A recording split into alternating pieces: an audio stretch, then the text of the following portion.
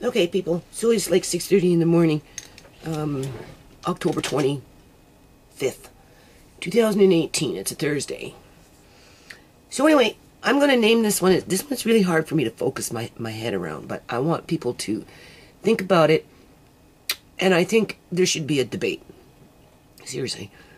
Because something is going on in the hospitals where, from the top rank to the lowest on the totem pole in terms of that union sector, everybody in that environment seems to think, from my experience, people, that they can make the decisions for your loved ones, while you, an intimate part to that person where decisions are being made around, is pushed off to the side and ignored. When through the legislated mandates, right, it tells you that, you know, families have rights. Patients have rights.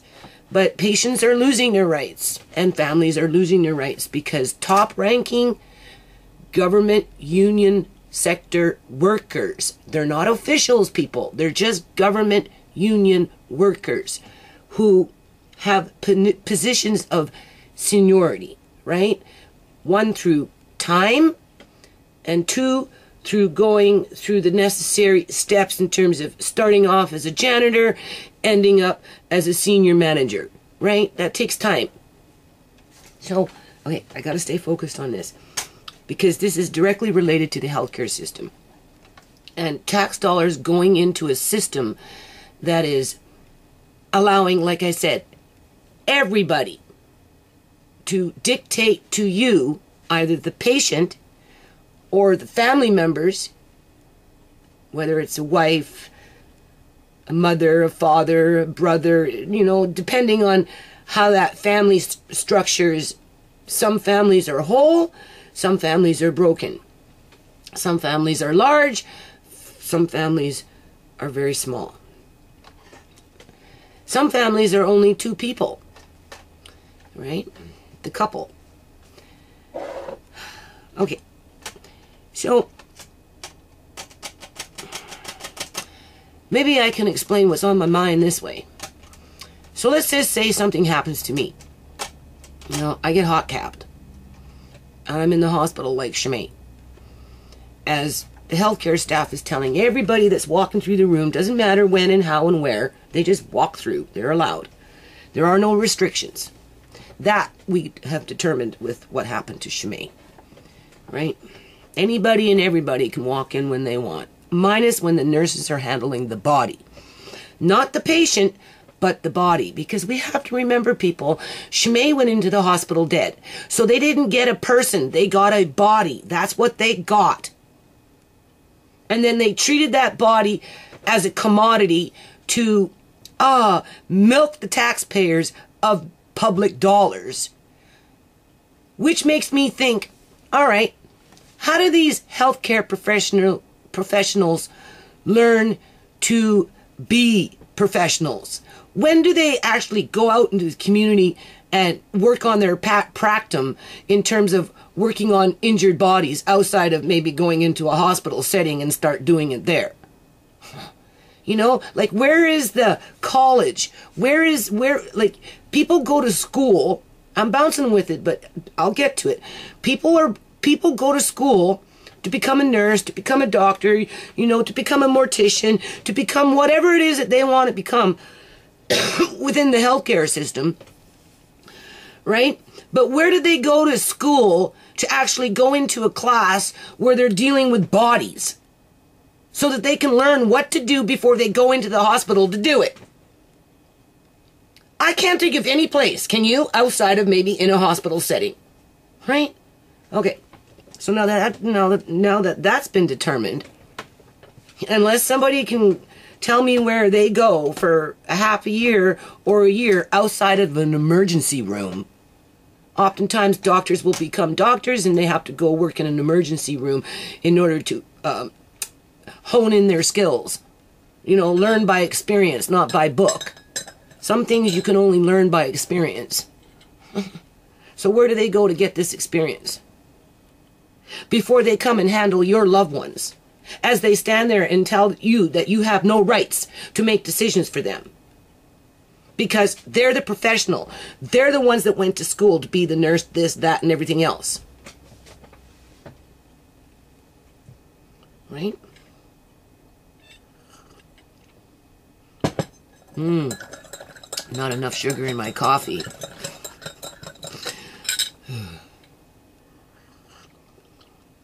I stirred it. It's better. Okay. So, let's say something. If I go to that, it's easier for me to carry on with what I'm trying to project out here. So that we can bring in a debate. Right? There has to be a national debate on this, people. The stuff that is going on behind closed doors within the healthcare system is some shady shit. Okay? Because I know I'm not the only one with a story. Alright? In regards to the healthcare system and how they treat the public. Right? Never mind the patients and the family. It's the public, because we're all at risk to be treated the same way.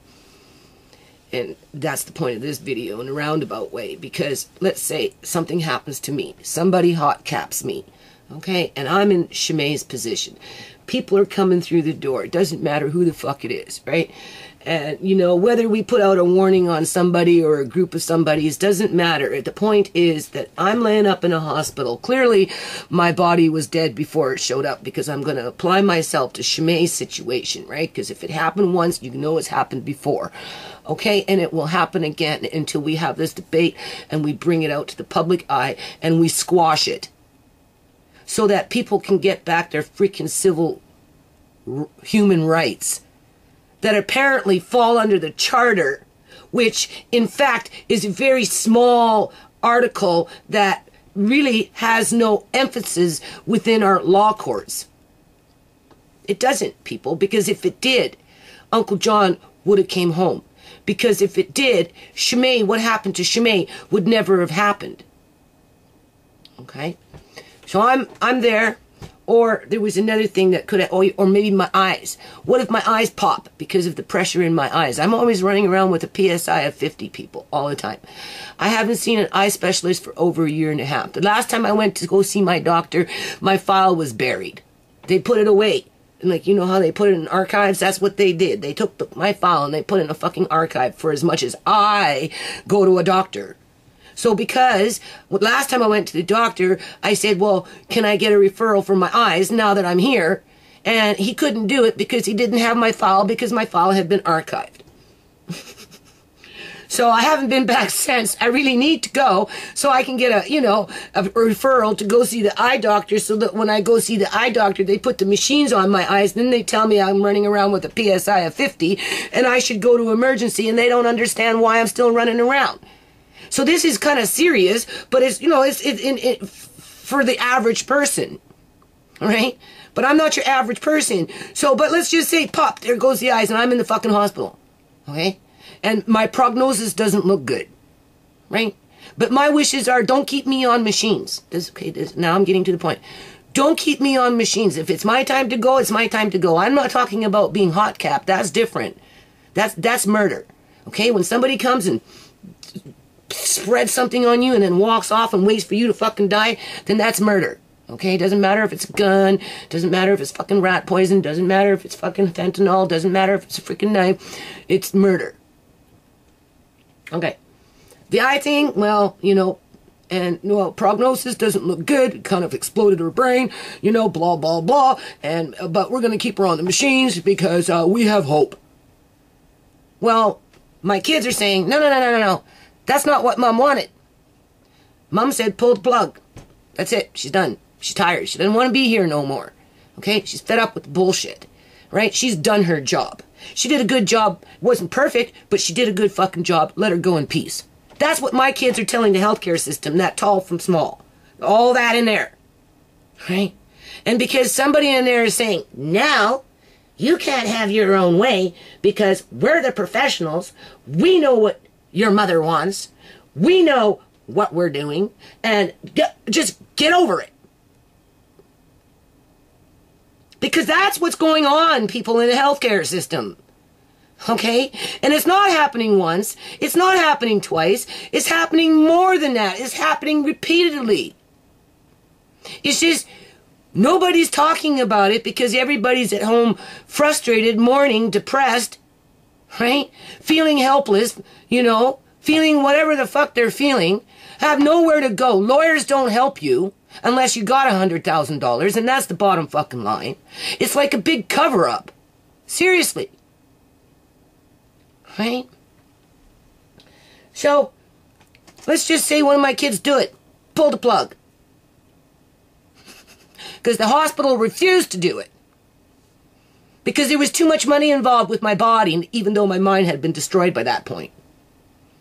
Right? And they want every penny they can get. Because at the end of the day, they need to keep those workers working and employed and paying into the tax base after they get their paychecks from the government. Pay Paul. No, what is it? Rob Peter to pay Paul. Right? What do you think would happen to my kids? It wouldn't matter which one it was. Could have been all of them. Wouldn't be anything that I would hide from any of them. They would all know. So you've got, assuming that Shimei would have been alive, 5 kids standing there facing the healthcare system and saying, no, that's not what Mom wants. This is what Mom told all of us, because I told all my kids, not just one. And the healthcare system people are saying, no. No, you're abusing your mother. We're taking over her assets. So they go looking for those assets, people. That's what they fucking do. They go looking for those assets. And if you got them, oh boy, you're in trouble. You're never getting out. You're never getting fucking out. Even if you get a little better, they'll ship you off someplace else because they want to keep those assets. And that's the bottom fucking line, people. That's the bottom fucking line. If they're going to be that shady and they're going to go that far, okay, they're going to go as far as they can go, because right now families are not standing up to the healthcare system when there is malpractice and negligence happening under their watch with inexperienced workers who use the hospital setting as a practicum to learn the business so that eventually one day when they call themselves a professional, it can actually apply to, oh, gee, yeah, you're right. You are a professional. You've been doing this for 20 fucking years. So for the last 15 years, how many lives have you ruined if you haven't ruined more since then? In other words, in the last 20 years, how many lives have you ruined within the healthcare system based on this beehive mentality that's looking for the honeycomb, and then when they fucking find it, they do everything in their power to keep it, including disrespecting and disregarding what family members have to say to their loved ones who have been seriously injured or murdered. But yet are finding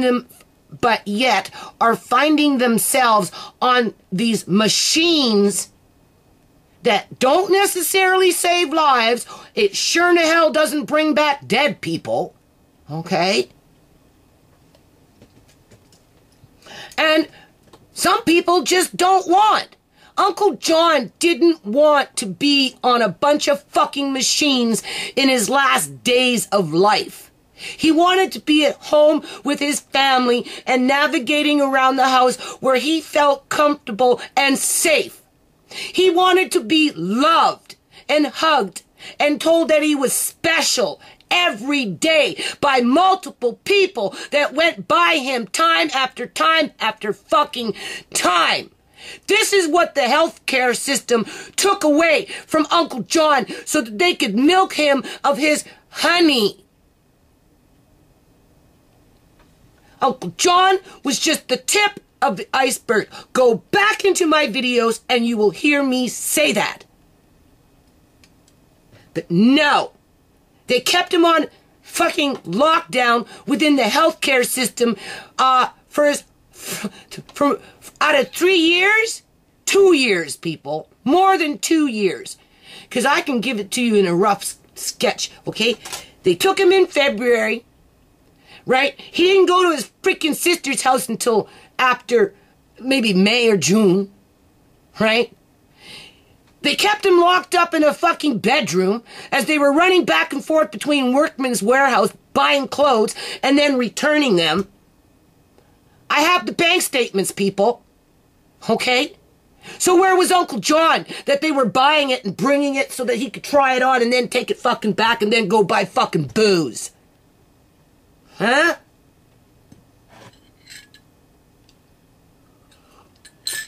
I imagine Uncle John sitting in a fucking room by himself for 3/4 of the fucking day. They took him out to the fucking country with some bat that came out of fucking nowhere that runs around in the hospitals thinking she's all that in a bag of fucking chips when in fact she's a slug. With an abusive daughter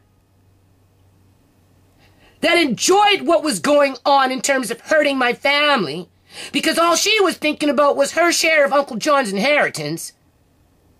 That was her Uncle John's caregiver.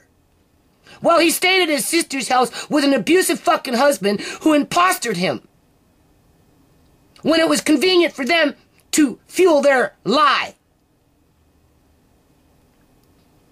As they continuously stalked me on fucking YouTube because they weren't fucking, I don't know, I want to say man enough, but there were women in there, right? To step up to the plate and actually do something for their fucking community and help with the non-profit, which they have known about for years and years and years and years, but they didn't care about the fucking non-profit.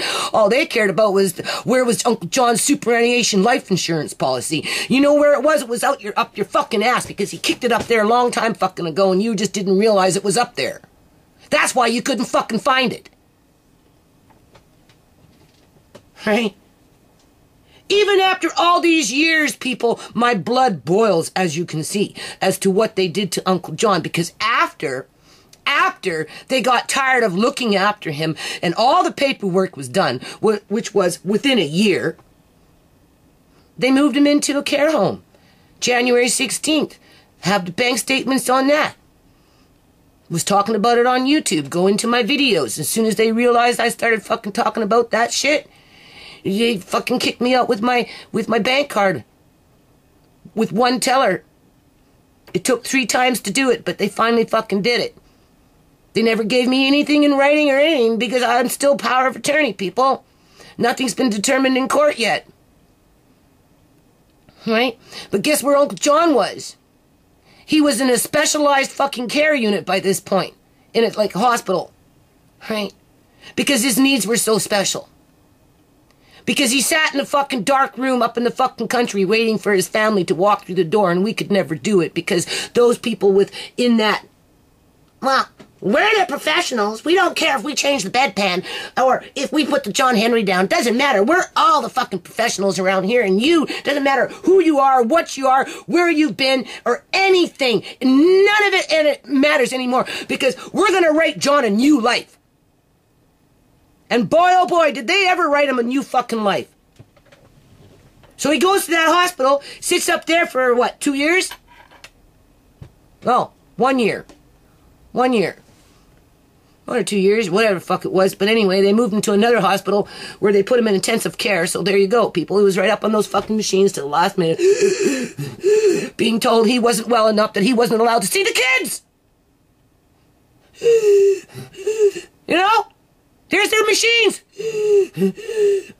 But you're still not well enough, John. You still can't see those kids.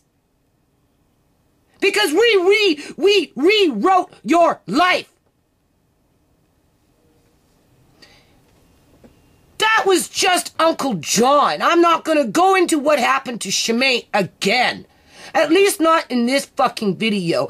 But I'm in the hospital. I don't want to be there. Uncle John didn't want to be there. You either fucking release me or let me die. And they don't let me die, people. Because they're too busy looking for that fucking honeycomb. Like the wasps that they are. They're not fucking bees. They're wasps. They're those killer fucking wasps in fucking Africa or someplace in the Congo or in the freaking Brazil or someplace like that. That's what we're dealing with. And people are starting to wake up to that fact. But as it happens one by one, we're too disconnected, so our stories don't come together. And that's why they're not getting caught, because our stories are not coming together. Right? Because they criminalize us, the ones that are being victimized by them.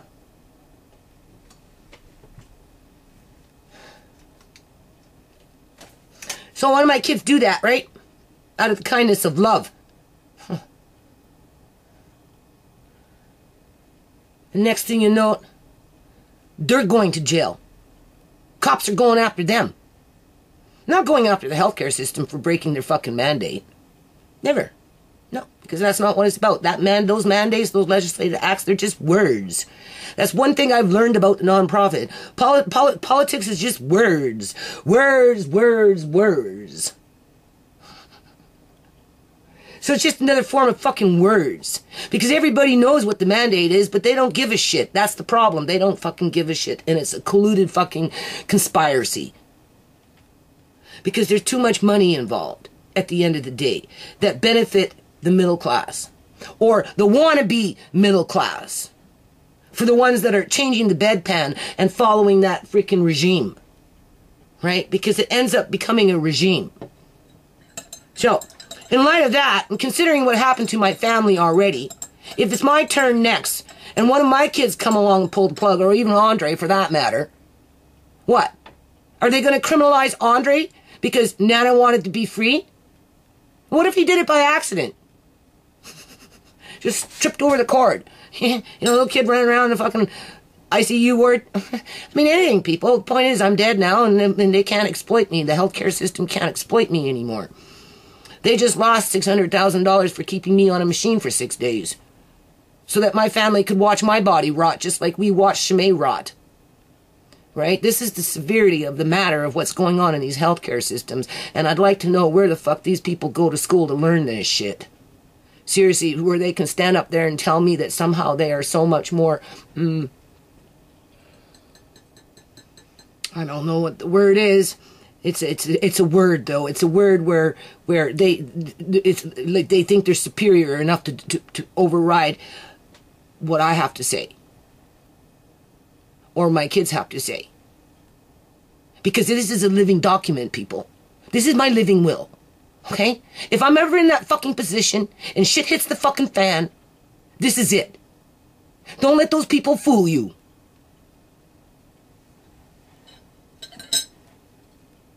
And so maybe people need to start doing that. Because these hospitals, they got some new thing coming in through fucking Canada, federal law, where I guess hospitals can start pulling the plugs on sick kids. Right? Without their parents' consent or knowledge. That's like giving 14-year-olds abortion without consent or knowledge. You know what I mean? That's like leaving Sierra in a fucking shack with a mother and her kids all getting high on speed at 14 years old, with me standing on the outside of the door with the fucking cops, and the cops can't go in there and go get my kid. Because that woman had rights. I don't know what kind of fucking rights she had back in those days, but look at my daughter today. When I stood out that door, banging, called the cops, said, my daughter's in there, I want her out. Well, she's 14 years old, she can make her own decisions. Are you serious?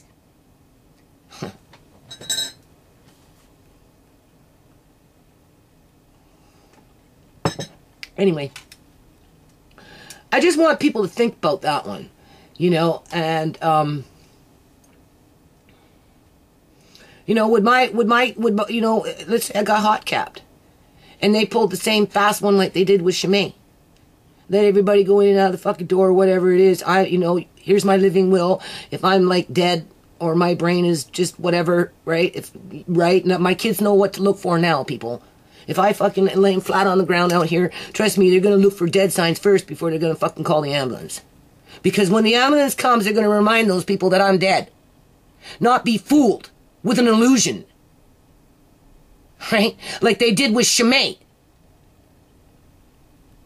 For some perverse agenda.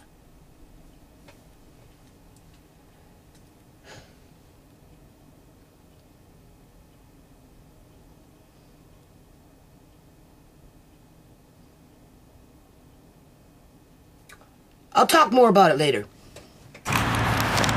Okay, people, so now it's October 22nd, still same day.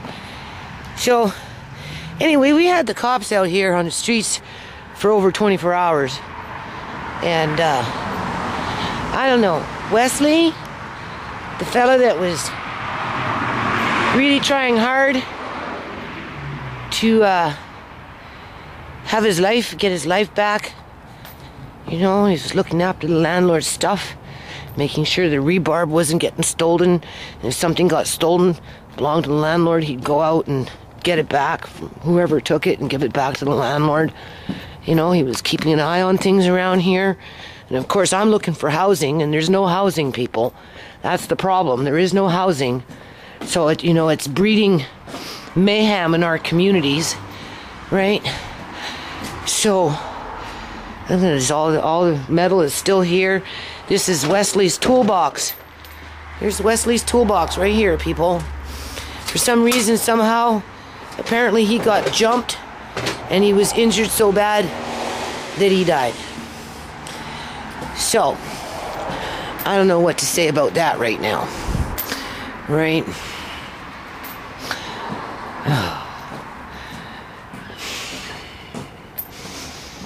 So anyway, I'll be back. Hold on. Okay, so I'm in the house right now, and as you can see, all the walls, I know for the majority of people it doesn't mean much, right? There's Wesley's work clothes, I guess you can say, because he was holding down the fort and making sure that everything stayed intact, right? He wasn't living here, people.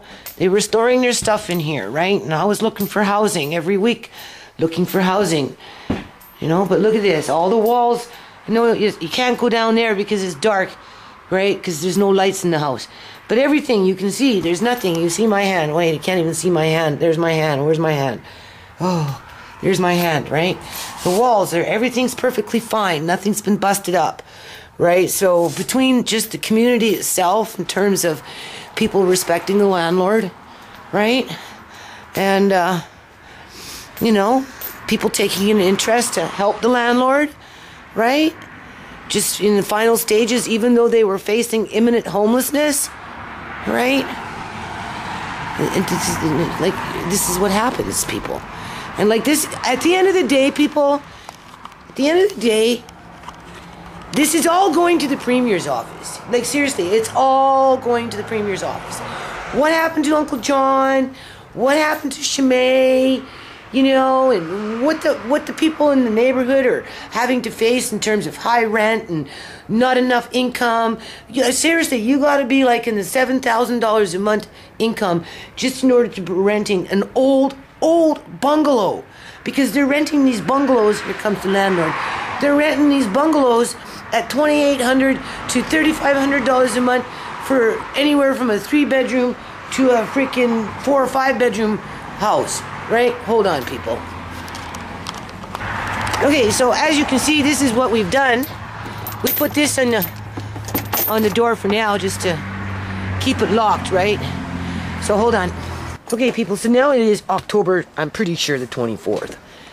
And I had video putting up the roof and working on the glass and everything, but because of what happened to Wesley, I went to the house, I had videos of the cops with their flashing lights and all this shit.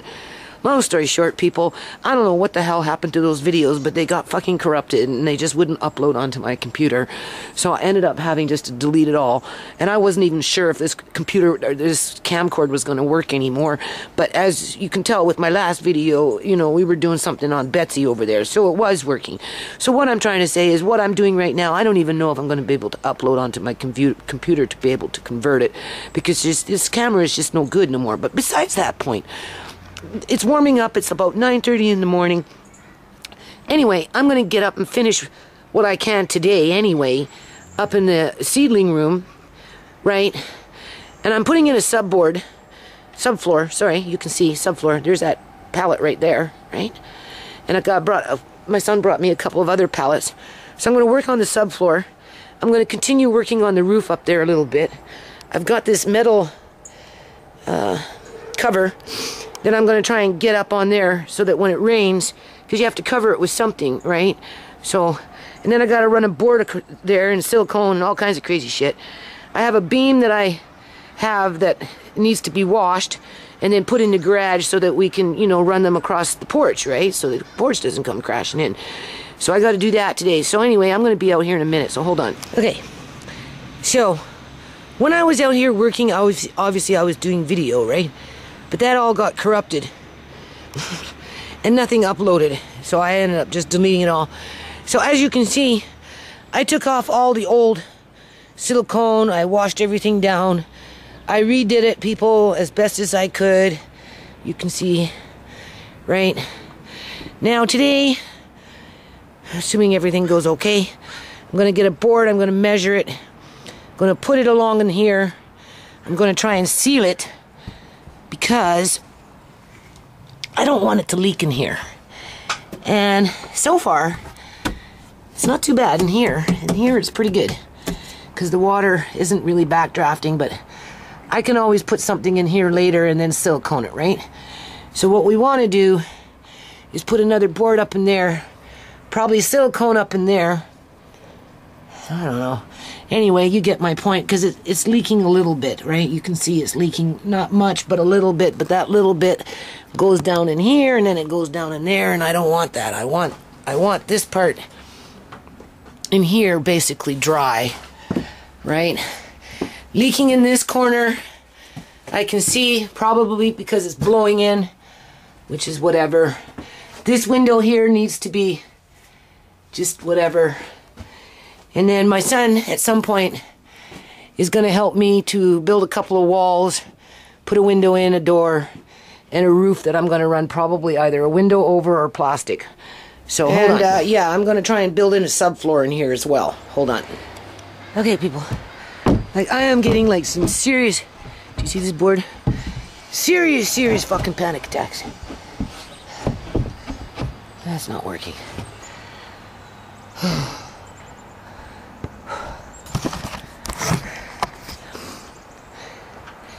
See? Here's the thing. It's my eyes, people. I have this pressure all in here.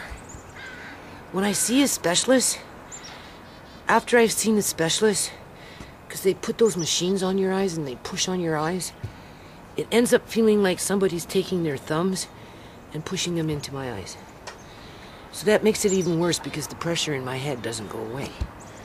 And the ringing in my ears, they're just like, just screaming. As soon as I lay my head down, it's even worse. I wake up with my ears screaming. Like, the screaming in my ears wake me up. I went and seen a dentist, finally, after like 3 years, people. I didn't have no cavities. For as much sugar as I drink in my tea and coffee every day, probably 3/4 of a cup of sugar to 1 cup of sugar a day of sugar, just by itself with the tea and the coffee. No cavities. So, and he goes, oh, what lovely teeth you have. Because back in the day, in the old days when the healthcare system was better, you know, it didn't matter if it was dentists or doctors, they took care of you, right? And, yeah, hold on a minute, people. Anyway, so for scrap wood, this is good. So I've got this piece here to try and fill in the gap there. You can see, right? And what that is, I'll show you in a minute.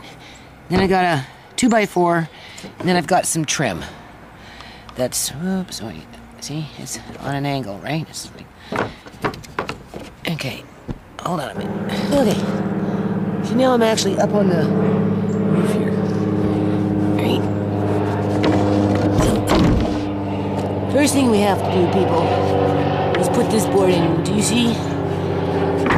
Right, so that gives it that little lip to try and push it in flush, right? Because I gotta fill in a big gap. So probably a 1/2 inch in here. And then I gotta silicone it, right? So, for now, we'll just use some little finishing nails. Hold on a minute. Okay, so when it's a seedling room, you don't have to worry about it too much.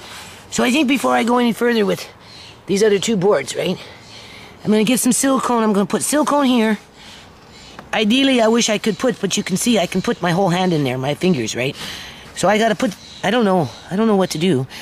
I'm thinking maybe, I don't know, put something, I got some foam, so maybe I'll come up from underneath, or I'll just stuff foam in there, and then I'll take some tar paper and just put it in there before I lay the board down, and that will help to alleviate water leaking, right? Because I want in there dry. Okay, hold on. Okay, people, so because I don't know what I'm doing, I hammered this board on, but I had to take it up. You can see I split it a bit, but that's okay. It's just to hold up the other board.